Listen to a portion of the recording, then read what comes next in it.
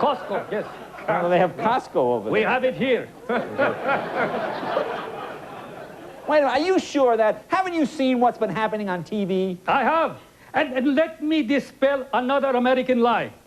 Syracuse did not win the NCAA final. It was Kansas all the way. Go Jayhawks. Go. Hang on. I'm sorry. Who did not win? Syracuse. Syracuse. Syracuse. Syracuse. An ancient city in the Middle East. Idiot. All right, look, let me, one more question. What are you going to do when this war is over? I am going to work for the tobacco industry. Jay, you must realize that cigarettes don't kill people. Statues kill people. All right, well, thank you. Thank you, Minister. Thank you. We'll be right back with jaywalking and Sean William Scott right after this. Say hello to Kevin Eubanks.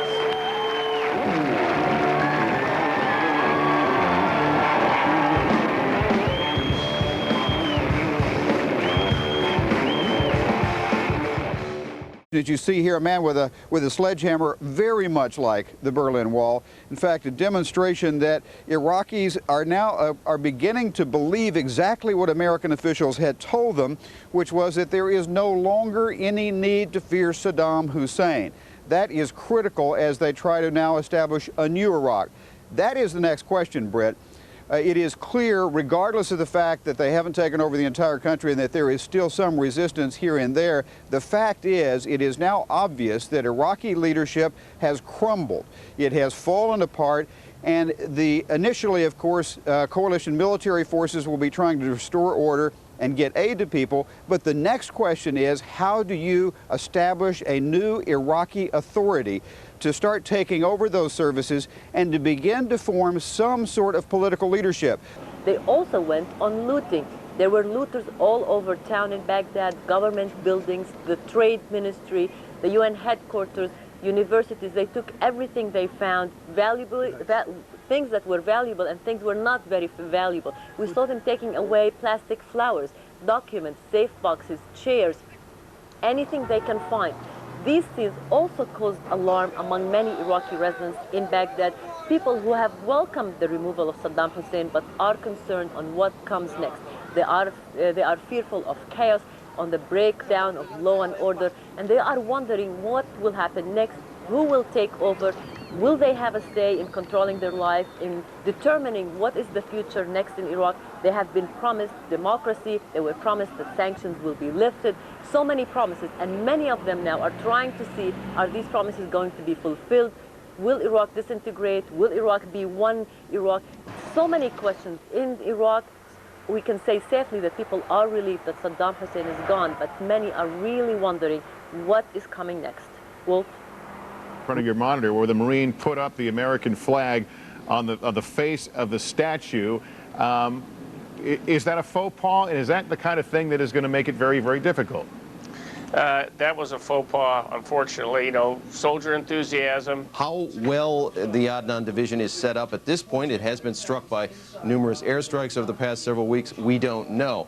The big question, besides where is Saddam, is will the Iraqis in those remaining areas, such as Tikrit, Mosul, Kirkuk, will they fight when American troops come on the ground, either from the north or the south, or will they see what's happening in Baghdad, see the writing on the wall, and decide not to offer any resistance? There is some caution in this building, as well as a lot of quiet satisfaction. Put them in cages in a zoo, and then we can use the admissions fees to rebuild Iraq. So some very strong feelings on the part of these Iraqis, many of whom have moved to this suburb of Detroit in the Dearborn, Michigan area. These pictures, again, just hours ago this morning in the area around Detroit. One doctor who wants to be anonymous told us the first day they came by the carload, and out of every car there was one we could try to save. But many hospital staff were away trying to save themselves and their families. A week on, help is arriving, sent from Qatar, brought and unloaded by U.S. Marines. These supplies made in India stacked up on hospital beds and trundled into wherever there's room. But what this big Baghdad medical center really needs is its people. We are actually suffering from the shortage of the staff and the sub-staff personnel. Even now, no one at the center is quite sure how many patients are here, how many have died. Some of the dead are stacked in this trailer. You don't want to look. A thin-stretched Marine Logistical Corps is doing what it can. When you look at security, medical care, water, and electricity, I think we've come a long way in a short period of time. Desperate people keep begging the Marines to turn on the electricity and the water, provide care for their babies, as though the military machine had the power to do anything. This hospital needs many things, but like most institutions in Iraq, what it needs most is normality. Sadr City, named after a Shia leader. Like the looting, though, possession seems 9/10 of the law. Nick Robertson, CNN, Baghdad. We're keeping track as well of the stock market this hour. Let's take a look at it right now. The Dow Jones Industrial is up slightly. Led to the capture of Saddam's half-brother. We're going to tell you how it all went down. We got the is too slow. The World Food Programme claiming many Iraqis will run out of supplies by the end of April. But the effort is picking up speed as the security situation becomes more stable. In Baghdad, one of the hardest habits to break. Smoking a traditional Arabic pipe, the ajami, and gossiping with friends. The weirdest rumor, says Waleed, a storekeeper, is that Saddam and his sons went to Syria, then Russia, then Britain. Ahmed, the coffee shop owner, disagrees. Saddam is with American intelligence, CNN or CII, or whatever, he says. Rumors to be mulled over, muddled, extended, and amplified. The Americans want our oil, he says, echoing Saddam Hussein's pre-war mantra. But that propaganda pales in comparison with the latest stories. I saw it with my own eyes, he says. The Americans opened the doors of the banks to let the thieves go in. Everyone around seems to agree. Another in the crowd, desperate to get his voice heard, shouts, "A Kuwaiti man with the Americans opened a safe in the bank." With little access to hard information and used to a regular diet of propaganda from the former government's radio and television services, people here appear to be filling the information vacuum now with fears rather than fact. In a more upscale neighborhood where some normality is returning to the streets, those fears fan discontent. The Americans want the chaos here to continue, he says, so we can't govern ourselves, and they can justify their occupation. But that isn't all to this particular rumor. Saddam Hussein has been collaborating with the US since 1963. Akil, a businessman, says it's all a game to destroy the Arabs to benefit Israel. Saddam is in Washington with Bush, adds Bassem. It's all a game. Amidst the anger and frustration, though, the knowledge that good information is missing. We hear that the Americans want to destroy Iraq, says Hussein, a civil engineer. We want the Americans to prove to us this is not true. Perhaps Carpenter Hafez has the attitude most in the West want to hear. We don't care where Saddam is.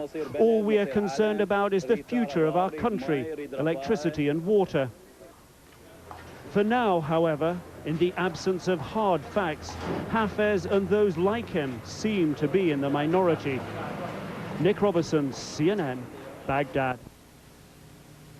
American Marines have moved into the grounds, and outside the walls they're exploding an arms cache buried here by Fedayeen fighters.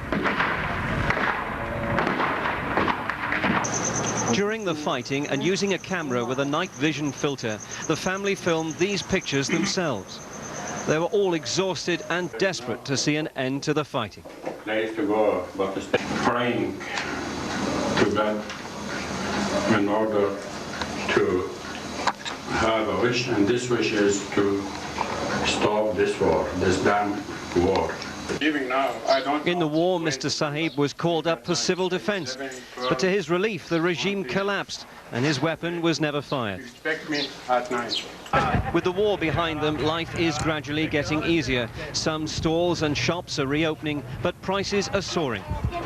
And with power supplies still out, the family say the Americans haven't made a good start. But the issue that worries them most is the thought that Saddam Hussein still hasn't been found. Where is he? Where is the DNA? Like Osama bin Laden. Yeah, you want to see the evidence. And when you know that Saddam Hussein is dead or he's gone, then you can start breathing easy again. Yeah, that's the truth. Yeah. That's the truth. Yeah. Like many Iraqis, they're still absorbing the fact that their world has changed and what lies ahead is uncertain. Tim Rogers, ITV News, Baghdad. Like relief effort. Can you bring him? Yeah, I'll bring him around. Yeah, this place is for me to go around. Bring him this way.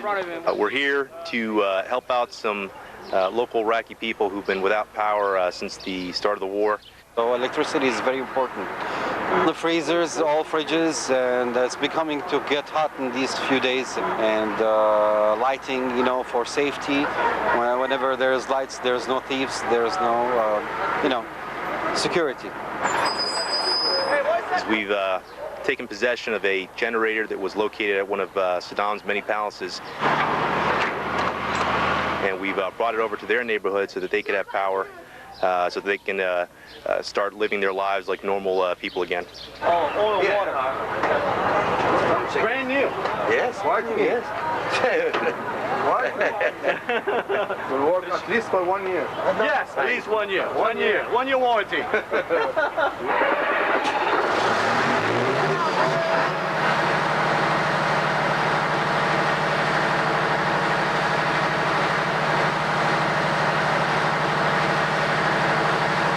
About 20-25 houses, it should.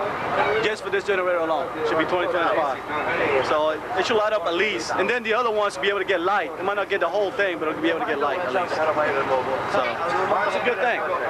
I think it's very generous of these guys to bring this generator over here for the neighborhood. And it was a very nice day. Before we came here, Adnan and Osam said that the kids would give us flowers, and they're giving us flowers now. So I'm going to wear them until they fall off. How can I fight a criminal with a machine gun, he asks, if all I have is a stick? As if to answer the question, another cop drove by then, waving a gun out the window of his new police cruiser. One way or another, the return of law and order is underway. Inside this one, 5 phone lines so recently installed the instruction manual lies beside them and what's left of a presidential-looking desk. Local people swear Saddam was here with his 2 sons, but the bomb missed him by 10 meters and 10 minutes. He left before the attack. Then 8 days ago, when US forces entered Baghdad, they met heavy resistance at this mosque. 1 American soldier was killed, 20 injured.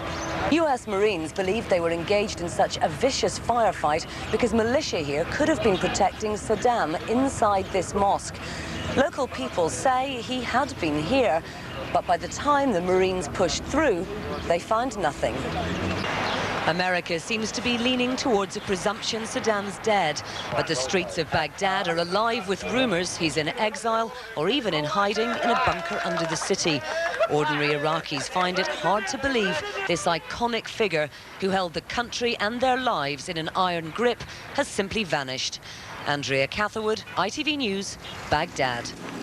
Straight ahead here on the countdown, toppling Saddam from shock and awe to a regime not just changed, but vanished in only a month. Why the swift victory? What still lies ahead? Former House Majority Leader Dick Armey will weigh in on that. At Saddam's most prized palace, an exclusive tour inside the Republican palace. Find out what plans the U.S. may have for the lavish site and how well that might not go down. And later, your countdown flashback, the headlines, the images of day 29 of Operation Iraqi Freedom, condensed into 2 minutes. And as American troops put their lives on their line, their families back home dealing with worry and now an outrageous war scam. And the lucky Royal Marine, a picture seen round the world, the helmet with special powers. Even the 4 giant busts of Saddam Hussein, wearing the helmet of the legendary Muslim warrior Saladin, were spared, because this palace will be the seat of power for the future Iraqi government. It's a huge place. I mean, you can count the chairs, I suppose, but there's got to be at least 100. It is without electricity, and most of the rooms, like this one, earmarked for the future Iraqi Congress, are cast in darkness. But the palace still impresses Sergeant Charles Weaver, who only has his world back in Pine River, Minnesota, to compare it to. It's amazing the art that went into this. There is no marble in Iraq, right? No, so this was all imported from where, probably? And they were saying, from what I understand, Portugal and Italy is where they said they got most of their marble from. Anterooms flow into reception rooms, some almost half the size of football fields. This is the building or the ceiling that most impressed me, because if you look up into the corners, every one of the corners has like these building blocks. 30 kitchens and as many bathrooms with gold-plated jacuzzis. What has been the most remarkable thing about this particular palace from your perspective? All the space here, of course. Grew up, I didn't have a lot of money growing up, and you look at this and you're like, wow. So, this is how the other half lives? Yeah, exactly, sir. Lifestyles of the rich and not so famous. If the Republican Palace was meant for work, the one next door was strictly for play. And that's why it took a direct hit from a precision-guided bomb. The coalition was hoping to take out either Saddam or his sons, who often came here to enjoy the swimming pool. It's quite nice, isn't it? You've got a pool over here with a bar. Yeah, you could only imagine what it would look like if before the bombing. Yeah. I mean, it's awesome. Beautiful. It's a beautiful place. What does Weaver make of the private zoo, the ornate chandeliers, the inscriptions of Saddam's own sayings? Very vain person from what I mean, everything I've seen with his palaces and everything. He's just a vain man. A palace that was made to order on Saddam's scale. So here, even after his fall, the specter of Saddam Hussein still looms large. And there is another reason why these Saddam busts behind me will soon end up in a museum or perhaps elsewhere, because this palace is on a very, very short list of becoming the headquarters for retired General Jay Garner. Now, he will be overseeing the establishment of a new Iraqi government. It's not yet certain that he will come here. There are some issues about the isolation of the place and the symbolism of the palace. But for now, it's being considered and may well become not only the seat of the next Iraqi government, but also the seat of the first U.S. administrator of Iraq. I'm Jim Masada of NBC News reporting from Baghdad. Now back to you.